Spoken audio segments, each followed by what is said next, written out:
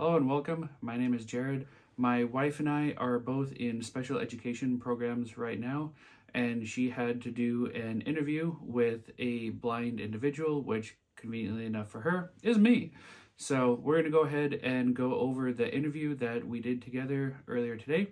I hope you enjoy and find something interesting. If you have any questions, go ahead, leave them in the comments section below, and I'll do my best to come up with an answer. Thanks and hope you enjoy the video. Bye.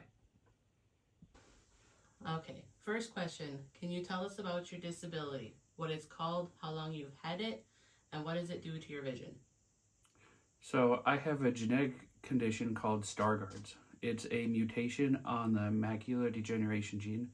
I originally had 20/20 vision as a child, and at 9 years old, kind of with the onset of puberty, I went from 20/20 to 20 over 200, which is legally blind, in less than a 6-month period. Since then, the retinas have died to approximately an 80% rate, and the vision that is remaining is about 20 over 500. Okay, so you became legally blind before you were a teenager. What impact did that have on your education going from a sighted student to a visually impaired student?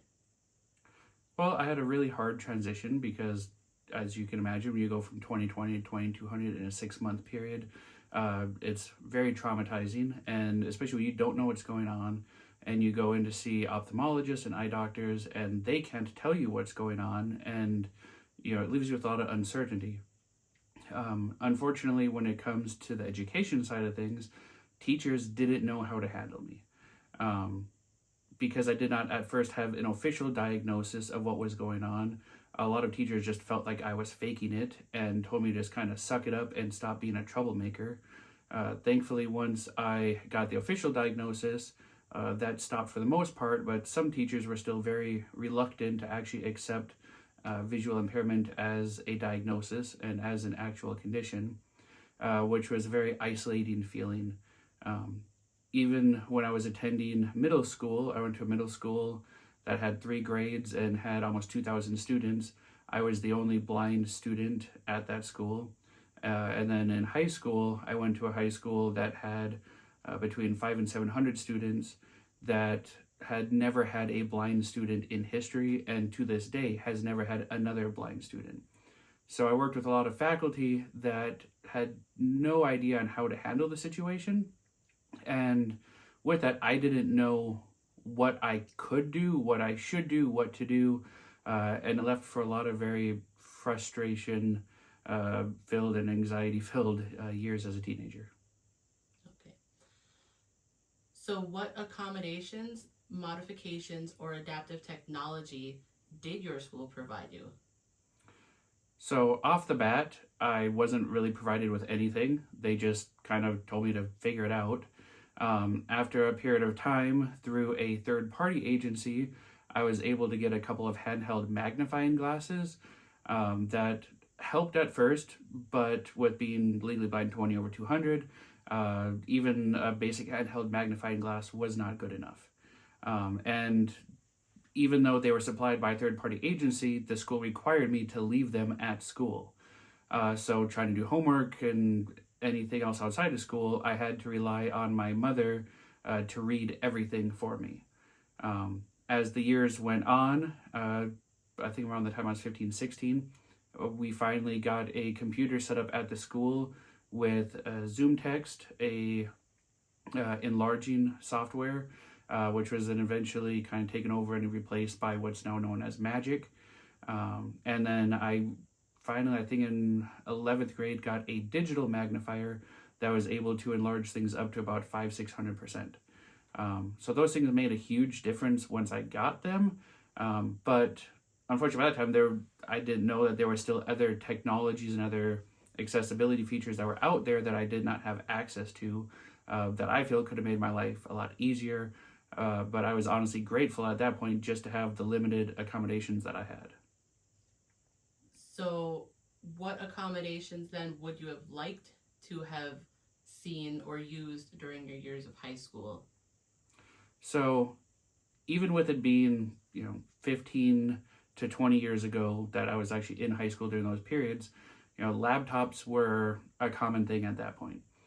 And as far as accommodations go, I think that a laptop that would have had enlarging software on it, like Magic or Zoom Text, would have been a more appropriate accommodation so that I could actually take the computer with me from class to class, so I could type out notes, so that I could do the research, so I could do my papers, and have continual access to that computer.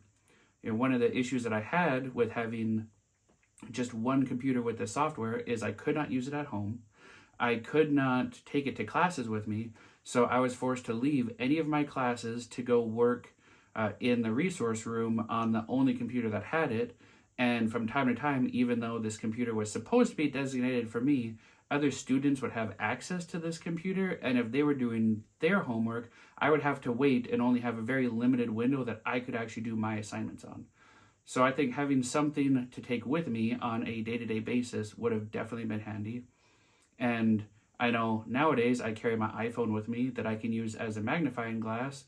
And back then, iPhones just came out, but as far back, I believe, as 2007, 2008, where I would have been 11th, 12th grade, they had cameras in them that could have been used as a binocular, a monocular, or even a magnifying glass. So some of those things definitely could have been more helpful back then, and unfortunately, I didn't know, and no one was helping me to find out what was possible at that point. So today, in the current time, what would you say is the biggest struggle for a person with visual impairments to deal with on a daily basis? Ignorant people.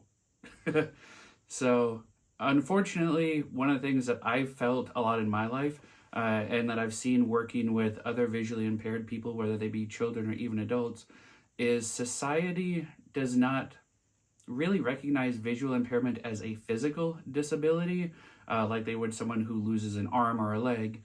They tend to look at it more as a mental disability.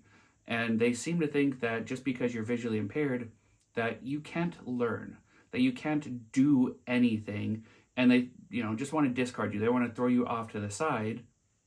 And with that mentality that they have, it gets very discouraging.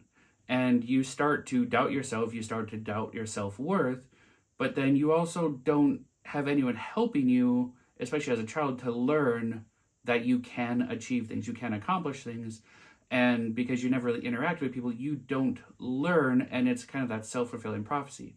They say you're dumb, so in the long run, you almost become dumb because they just throw you in a corner. You don't go on to get the accessibility features you need. You don't get the accommodations you need, and so you just never learn or develop. In your opinion, what would be the most useful resource to a visually impaired person to live as independently as possible?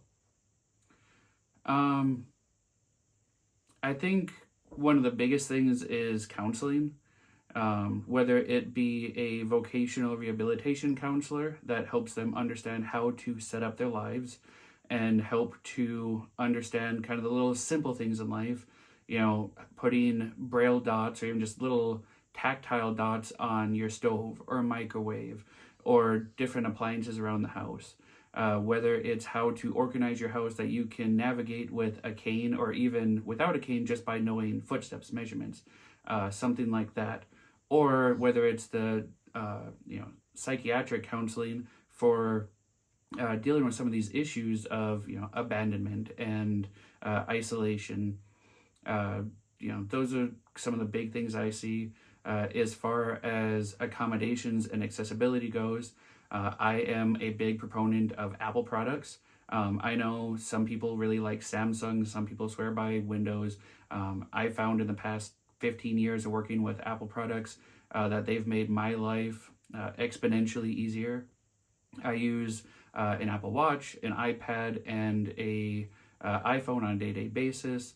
I'm able to use the camera to take pictures of everything and then zoom in on it. Nice thing with Apple products, they have the built-in zoom feature that goes up to I think around 1,000%, and then you can always manually enlarge beyond that, so you can get stuff pretty big on there. And then using the phone, with Siri and voice commands, same as the watch, being able to ask it questions, tell it to do things, have it read to you, tell you what time it is, stuff like that.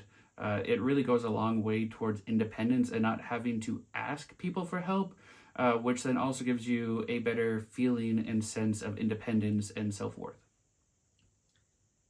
In what ways would you say that living with visual impairment has possibly enhanced your life? One of the big things that I've kind of found is the ability to empathize with people. Sorry. Everyone has issues, but not everyone has the ability to see someone else's issues. I found through my visual impairment and through other disabilities that I've had to deal with that I'm able to really care about people's well-being and care about where they're coming from, because in large part I've walked a mile in their shoes, or I've walked a harder mile than they've had to, so I'm able to empathize with them, get them to open up. Right now working with a lot of students at school, they're able to come to me and know that I've lived a life similar to theirs, so they feel more comfortable to open up about the hardships they're dealing with at home or at school. And especially in the education field, it seems like it's been a huge benefit. Anything else you would like to add to the video? I think one thing that's important for everyone to remember is that we're all different and we all go through life with different challenges. And just because someone has a particular challenge does not mean that they're, different, or that they're weird, or that they have issues, or that they can't accomplish anything. Just because someone may need help from time to time or may need an accommodation doesn't mean that they can't do it. Everyone's capable of anything that they want to put their mind to, and it's really all about mental willpower and mental drive. So I just want to put that out there that, you're capable of anything. Just stay positive, keep fighting, keep pushing, and you are your own best advocate. All right, thank you.